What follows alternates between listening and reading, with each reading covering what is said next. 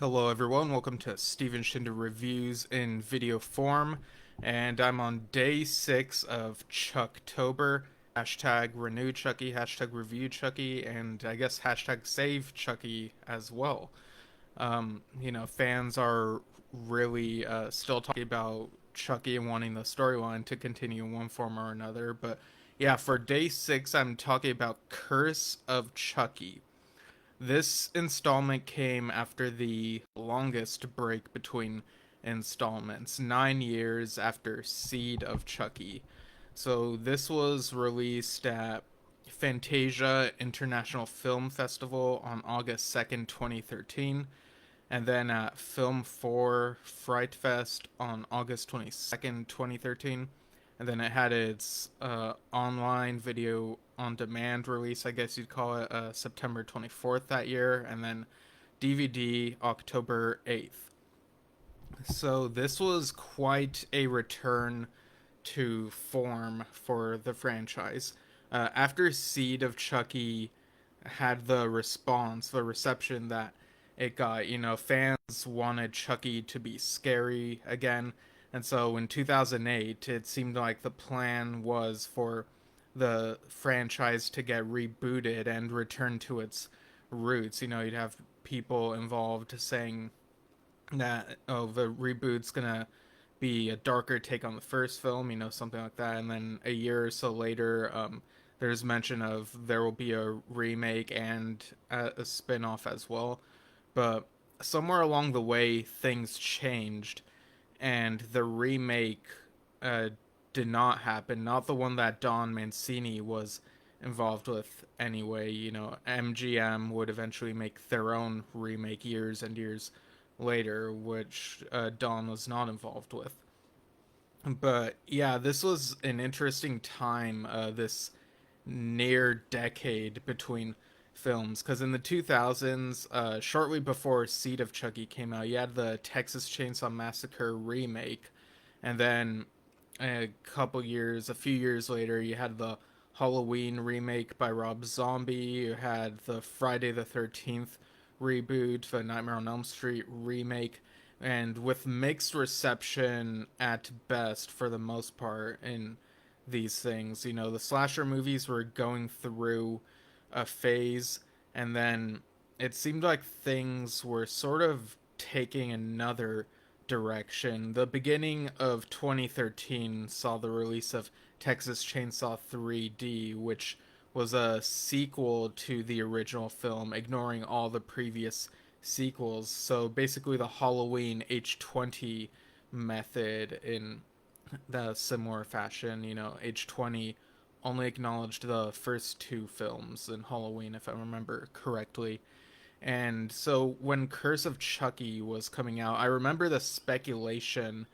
There was there were threads and discussion because the trailers and promotional material showed Chucky with a smoothed out face. He doesn't have the scars that you see in Bride and Seed, and so there were, I recall, fans here and there wondering, oh, is this retconning Bride and Seed out of continuity? Like, is it just Child's Play 4? Which is kind of a strange thing to think, because, Child's Play 3 ends with Chucky getting sliced up, so he'd need to be stitched together anyway, unless his soul gets transferred into a different, like, newer good guy doll.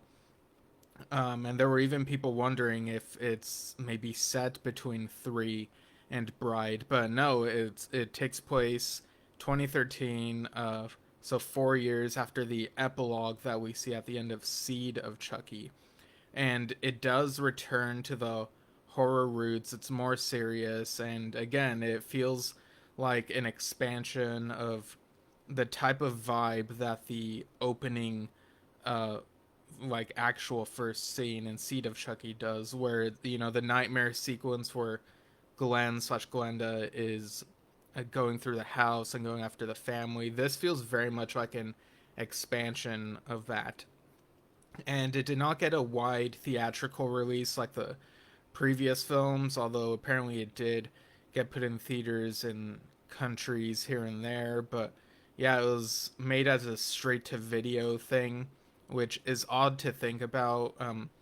Like if I were to look at Seed, for example, I would think that maybe that was straight to video. Like if I just didn't know any better, but on the other hand, this movie is set primarily in one location, one house, and to be fair, the location is utilized to its fullest, and having it set in one place gives a very isolated feel, and you might feel like a little more cramped up, like in the space. And the cinematography has really evolved. You know, Don Mancini wrote and directed Seed, and he wrote and directed Curse as well. And it just feels so different, like the way that it's shot. And yeah, apparently at some point the working title was Revenge of Chucky, but they went with Curse, which I think is better, and it kind of follows a tradition of those Frankenstein titles. You know, there's Bride and Son of Frankenstein, and eventually Curse of Frankenstein, which I think, I don't remember if that was Universal or if it was Hammer, but it really works well with this film and with the horror vibes. And so Chucky is mailed to uh, Nika Pierce, who is wheelchair bound and taking care of her mother, who takes meds for stuff she's going through. Her mother's name is Sarah.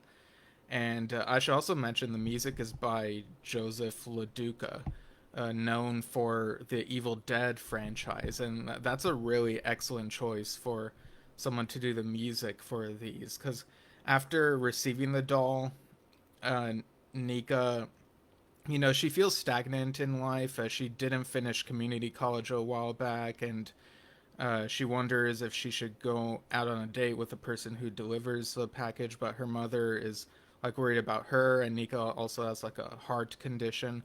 But later, Nika finds her mother dead and thinks it's a suicide, that she stabbed herself, and we get this nice opening theme, the Curse of Chucky theme. I don't know if that's the actual title, but yeah, LaDuca did such a great job with this very haunting piece of music that's also a bit bombastic in places, as if to tell you Chucky is back. He is scary again. You know, as soon as a title like Curse of Chucky drops and the camera moves around showing the doll like just still and smiling, we don't get Chucky talking for a huge chunk of this movie, which goes back to the method used in the first Child's Play movie. And, you know, a lot of these films show Chucky's point of view, at least to a certain extent, and then especially in Bride and Seed, where he and Tiffany are basically the main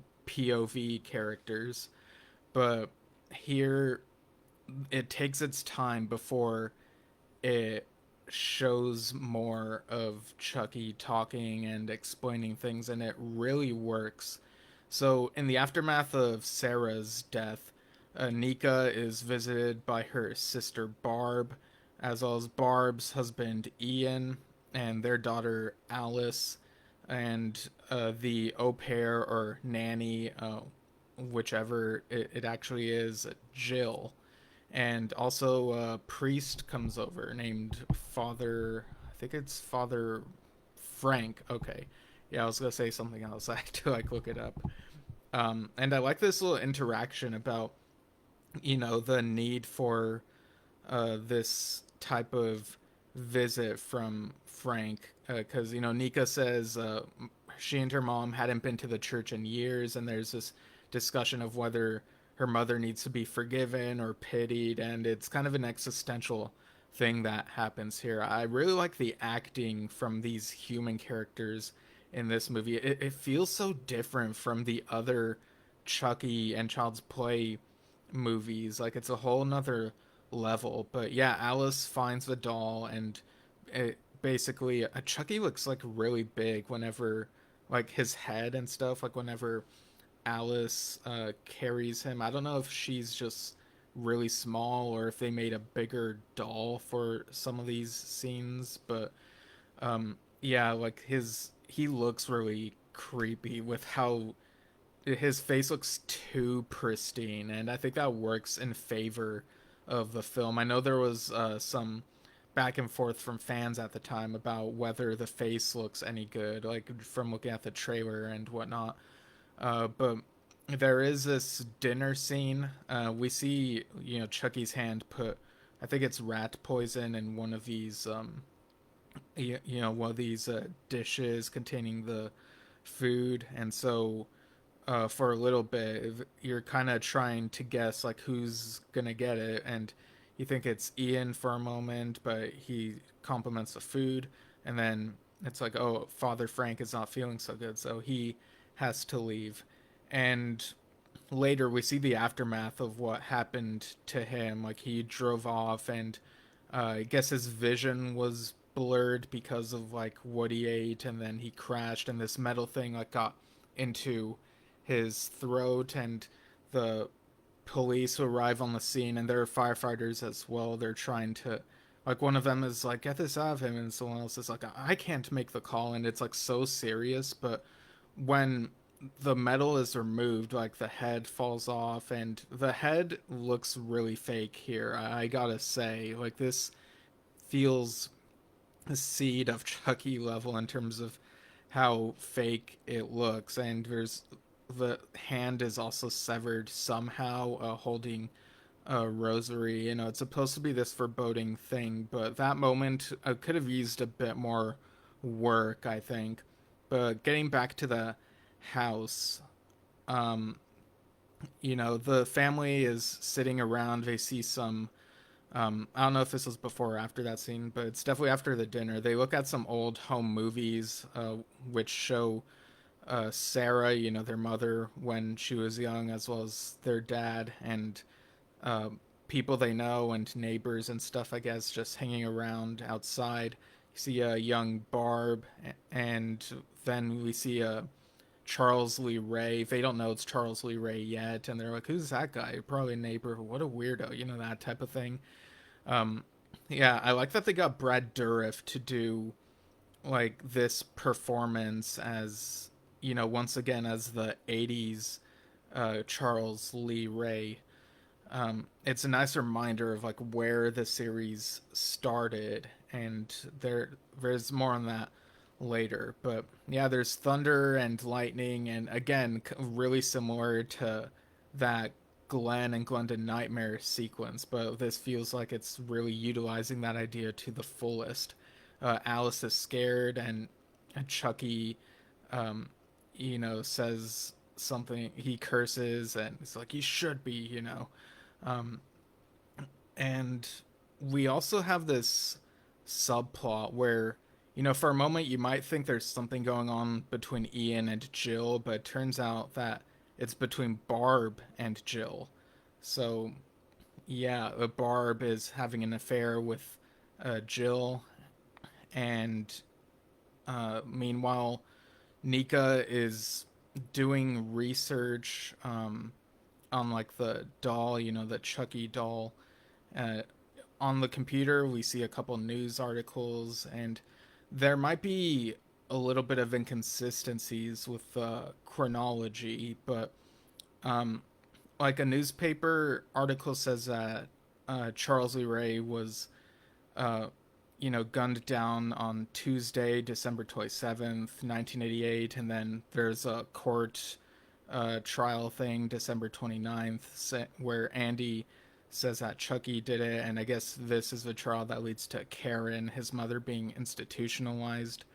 And there's mention of a kidnapping that happened the Friday before, but yeah, with these inconsistencies, in Bride of Chucky, November 9th is listed as a date when Charles Lee Ray was gunned down, but I think I'm going to chalk it to typos in the newspaper. I mean, there's even a misspelling of the word early if you look closely. So I like to think that November 9th is still the canonical date, and the TV show even goes with that later, if I remember correctly. and then the court related stuff happens in late December. That's sort of my reasoning for it. But yeah, Nika does her research. Charles Lee Ray had been doing murders since '84, and she sees a picture of him. And meanwhile, Jill and Barb, Barb is sitting up next to her husband Ian while he's asleep, and doing this risky thing of doing a video call, not talking, but like just waving, and she and Jill looking at each other from different rooms on their laptops. But meanwhile, Chucky is in the room where Jill is, and he puts water on the floor and, gets an outlet involved and electrocutes her.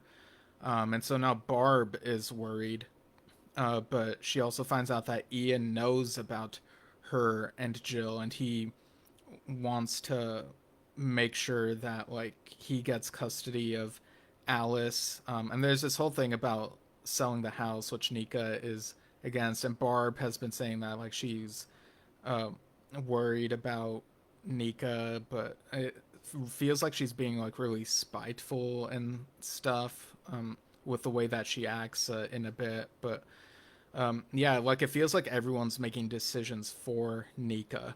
But anyway, Ian and Barb have this argument, and um, Ian mentions that he put a camera in the doll, and it's like, why would he reveal that if he really wants to make sure that Barb is caught in her infidelity? Like, wouldn't he want to keep the location a secret? Like, instead of going after the camera at this moment, he just puts his earplugs back in and goes back to sleep. But Barb goes out, finds the doll in a different place, I think. Um, and Nika tells her to drop the doll because, like, Nika now knows the truth of, like, Charles Lee Ray having transferred his soul into the Chucky doll. And, like, she read about Andy Barclay and she fully believes that this is something that's happening. But Barb thinks that Nika was in on the whole thing with Ian, trying to get Barb caught. She's like, "You were always jealous," that type of thing. But Nika's like, "For God's sake, give me the doll!" But Barb, of course, doesn't listen, and she's looking for Alice. She goes to the attic, and there are these paintings of sunflowers, which become important later. I really like this foreshadowing here, but Barb notices the material that's on Chucky's face is peelable. Like she peels it off and sees the scars, the stitches that we're so used to from Bride and Seed. So it's like, oh, okay, so this is post Bride and Seed. And it's a reveal that I enjoy so much, not ignoring the previous installments, but utilizing what works. And so Chucky reveals he's alive and stabs her. And I'm surprised, with Don Mancini's habit of reusing lines from previous installments in the franchise, I'm surprised he didn't have Chucky say Tiffany's classic line, "Barbie, eat your heart out," because Barb is referred to as Barbie. um, but yeah, then Chucky goes up against Nika, tries to get her, but Nika wakes up Ian, and she's like, "Everyone's dead, and I can't find Alice." And so Ian carries her out to the car. She tries to warn him about the doll, and he's like, "What the heck?" He's like, "What the heck is going on?" Basically, type of facial expression. But eventually ends up suspecting that Nika was the one who killed Jill and Barb.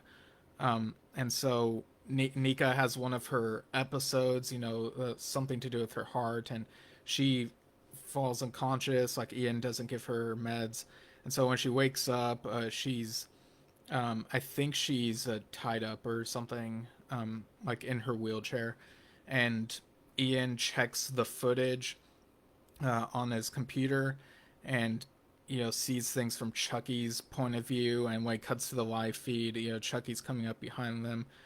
Ian gets eliminated. Nika like gets her wheelchair pushed by Chucky until she falls down like to the bottom story, down the stairs.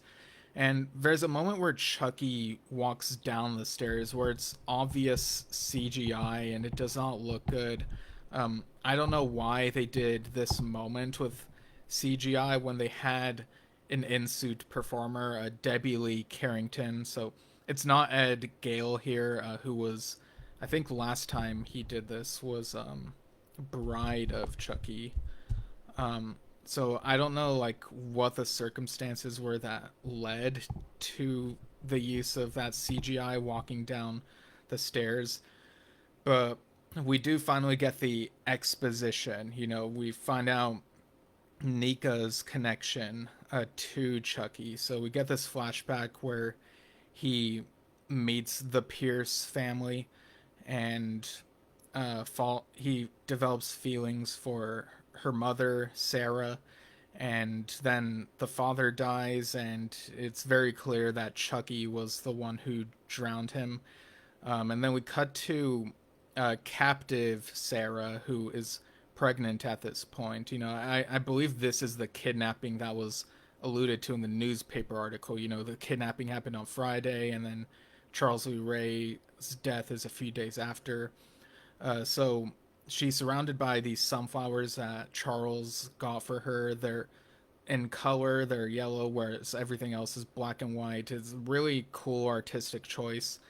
Um, and again, you know, in Seed of Chucky, we saw Charles or Chucky's reaction to, you know, being drawn to a pregnant Jennifer Tilly. So I wonder if that's something that Dawn extrapolated from, or if it's a coincidence and it just so happens to work that, you know, this connection that I noticed.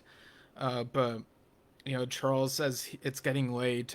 I'll go pick up Barb from the daycare, but Sarah tells him to stay and that she wants more time with him. And he's like, "You had me all day, and don't you want more family time?" And she's like, "No." And he's like, "That is really selfish." And we hear about how he's like all about family, and it's weird how this is such a huge addition to his backstory, but also fits neatly with what we see in Seed of Chucky, you know, where he eventually be, you know, he becomes used to the idea of being a dad, and in the end is like, nobody leaves me, you know, when Tiffany wants to leave and take the kid with her. Um, but yeah, we get this reveal because, you know, Sarah is tied up, but we get this reveal that the police know their location. Like, we see them arrive, and he's like, "You told them about us?" And Sarah's like, "There is no us." And I always thought it was weird how, despite being tied up, Sarah was somehow able to alert the police. But there's something in the Chucky TV series that gets released that gets revealed that makes this make more sense to me. Um, so yeah, this feels like not so much of a plot hole watching with the hindsight of what's revealed later. But yeah, Charles, um, you know, he is really angry and, you know, he stabs Sarah. And this is what caused Nika to, um, you know, be wheelchair bound. Nika's like, "You did this to me. So you did this to me." And Chucky's like, "No, Nika, you did this to me." And then we get a flashback to archive footage of the original Child's Play where we see Chucky being chased by Detective Norris to the toy store. And again, like in my head, it feels like this film is saying that that is a few days after the, you know, the thing that happened with Sarah, where he leaves Sarah and does what happened to Nika. Because in the newspaper article, it says there's a publicized manhunt in the suburbs on the outskirts of Chicago um, that was meant to fool Charles Lee Ray into thinking that he's safe. And so I think he goes into the city, and then the search actually continues there. And then Mike, I guess maybe that scene that was shot for Child's Play 1 where he pretends to be a woman, he is dressed as one to lure Charles Lee Ray, maybe that still happens, and then we get the very beginning of the film, because in the beginning of Child's Play, you do see him throw away the outfit if you look closely. But yeah, the archive footage of the lightning and the explosion, it's so different watching it without the colors. It's without all the colors. It's really interesting. Um, and so Chucky is like, you've basically been on life support, and saying that Nika reminds him of Andy Barclay, how whiny he was. And she was like, but you didn't kill him. And he's like, not exactly. I killed his childhood. And then she makes fun of him for not being able to kill Andy. And she's like, the slowest murder in history. Because, it's been 25 years, explicitly. And like Chucky gets super angry, and she mentions it's completion anxiety. It's present in a lot of males, and it's like, you are male, aren't you? And so that uh, really gets under his skin. He tries going after her. She goes into the elevator thing, and so they have this like back and forth. But then the police arrive, and they think that Nika committed all the murders, and so we cut to a trial and her sentencing, and so she's being sent to a mental institution. Very much a repurposing of the idea that they originally want to shoot for Karen Barclay for the beginning of Child's Play 2. Or maybe the end of 1. I think it was beginning of 2. But yeah, it's a really dark ending. But even though Chucky won here, Nika is still like laughing. She's like, I'm still alive. Like Chucky wasn't able to get to her. And then we see a police officer carrying the evidence, the Chucky doll in a bag, and to his car. And he gets on the phone and it's like, all right, come and give me my money. So once again, another cop being bribed, just like in Bride of Chucky. And he notices the breathing in the bag. And then from in the back car seat, Jennifer Tilly, reprising her role as Tiffany in the body of Jennifer Tilly, like kills the cop, and she's like, they never learn. So, and this was a moment that confused some fans as well. I remember at least a couple fans here and there were like, oh wait, so is that scene the beginning of Bride of Chucky? And it's like, no, if it's very clearly a differently shot scene. It's just an homage. But yeah, but then she's like, who's next? And she takes Chucky to the post office, in a box, and she mails him off. The person working at the post office asks these questions. She has these funny responses, are very cryptic. But yeah, Chucky ends up at where Alice is. She's staying with her grandma, and is somehow not scared to see Chucky with the scars on his face. And she's like the most gullible, one of the most gullible characters in the franchise, sadly enough. Chucky says her grandma's in the cellar, and he says it's time to play a game called Hide the Soul. And so he says the words to do the spell so that he can possess her. Like, this was a moment that was confusing at the time when this originally came out, because we do also see the grandma show up with like a plastic bag over her face, like for one final scream, and it's like, wait, did he put Alice's soul in the grandma, or like what happened? Or actually maybe that could still be true, but well, I don't know, but because of the way that these spells work later in the franchise, I'm thinking maybe not. Maybe that was a final scream from the grandma. Maybe a rigor mortis type thing. I don't know. But what we learn later in the franchise is that Chucky does end up possessing, taking full control of Alice here. If I remember correctly, I'm like 95% sure that that is confirmed. But yeah, because Chucky says you're someone nobody would ever suspect. So yeah, he does possess her. So yeah, it's a really dark ending. And I know that for Seed of Chucky, there were some things where I mentioned like these elements were too dark. And yeah, I do think a couple elements from that felt dark and perhaps distasteful. I think part of it is also like those dark elements are treated as too much of a joke instead of the very serious things that they are. Here, things are treated very seriously. But yeah, we get to the end credits. We're back to the haunting music score instead of, some vocal song. And depending on the version you watch, I think this post credit scene was only on the unrated version, which I don't know why they did that. Um, just poking around to refresh my memory. It was on a different version instead of the standard version, and I don't know if that's just to give an incentive to get people to buy the unrated version because this is like the scene that lots of people were waiting for. So it says 6 months later, and we see a grown-up Alex Vincent reprising his role as Andy Barclay, receiving a package at his apartment, and he goes back inside, and he has a what's it called, Woody Woodpecker, like he has that bird cartoon like on his TV for some reason. But yeah, he leaves the box on the table and gets a phone call from his mom. We don't see or hear his mom, but we hear his side of the conversation. What basically he says is like, "Yeah, I should be there for my birthday tomorrow."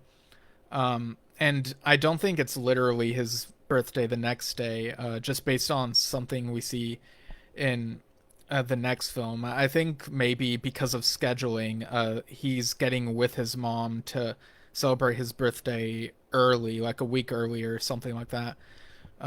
But yeah, he also asks, "How's Mike?" So I guess it's implied that she and Mike are a couple now, which is bizarre to think about because in Child's Play 2, they say that the police stayed silent on the whole matter and Karen when it was institutionalized.